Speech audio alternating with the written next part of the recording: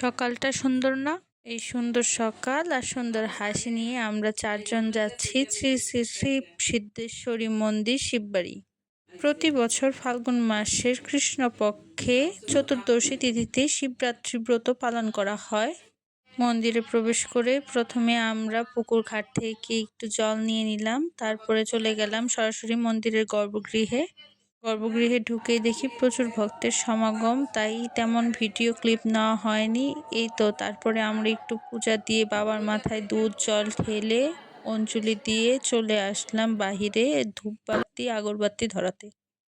এদিকে আমার বড় ভাগনা কিছু ভিডিও ক্লিপ নিচ্ছিল, মন্দিরটা একটু ঘুরে দেখছিল। তারপরে আমরা শ্রী শ্রী সিদ্ধেশ্বরী মাকে প্রণাম করে বৃন্দা দেবীকে প্রদক্ষিণ করে চলে এলাম মেলা থেকে আমরা সবাই একটু ঘোরাঘুরি করে কয়েকটা সেলফি তুলে জিলাপি খেতে খেতে বাসায় চলে আসলাম।